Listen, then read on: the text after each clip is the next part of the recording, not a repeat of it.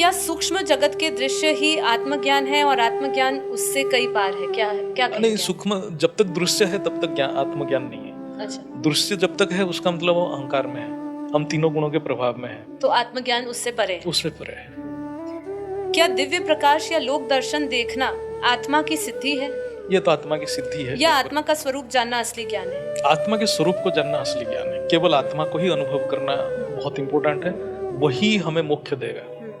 और कितना भी हम सिद्धि कर लें, कितना भी हम दृश्य देख लें, वो हमें ये दुखों से मुक्ति नहीं दे सकता। क्या आत्मा का अनुभव दृश्यहीन है? दृश्यहीन शांति है जहाँ देखने वाला और देखा जाने वाला दोनों ही मिट जाते हैं। ये बात सही है। सही है। हाँ, जब आत्मा की अनुभूति होगा तब और कोई चीज अस्तित्व में नहीं रहेगा, वो केवल प्रकाश ही प्रकाश हो जाएगा और कुछ भी दृश्य नहीं रहेगा, क्योंकि वो त्रिगुणातीत है, गुणों से परे है।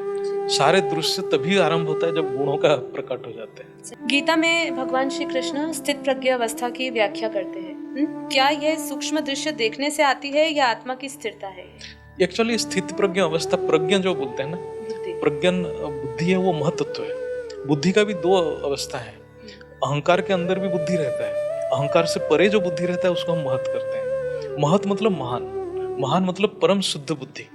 जब बुद्धि तीनों गुणों के प्रभाव में रहता है, रजो सत्व तमो, तब वो बुद्धि अहंकार के अंदर परिधि में काम करता है। जब बुद्धि इतना शुद्ध हो जाता है, इतना शुद्ध हो जाता है, तीनों गुणों से परे चले जाता है, तब वो अहंकार शून्य हो जाता है, तब वो प्रज्ञा बनता है। वो स्थिति में जब रहेगा तभी स्थित प्रज्ञा बनेगा।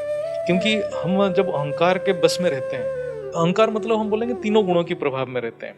जब भी हम तीनों गुणों के प्रभाव में रहते हैं, हमारे बुद्धि स्थिर नहीं रहता है, क्योंकि दृश्य परिवर्तन होता है, बुद्धि परिवर्तन हो जाता है। बुद्धि अनेक चीजों में घूमता रहता है, तो वो निश्चय बुद्धि नहीं है। जब हम महतत्व में जाते हैं, जब महान बन जाता है, जब एक ही तत्व, वो महतत्व को आप समझिए परम प्रकाश ही है। तो महतत्व मतलब एक तत्व, यहाँ अनेक तत्व, अनेक तत्व में बुद्धि अनेक बन जाता है। जब एक तत्व में जाएगा तब बुद्धि परम निश्चय बनेगा, वो स्थित प्रज्ञा हो जाएगा। नहीं तो बुद्धि भटकेगा, आज इस दृश्य में, कल उस दृश्य में।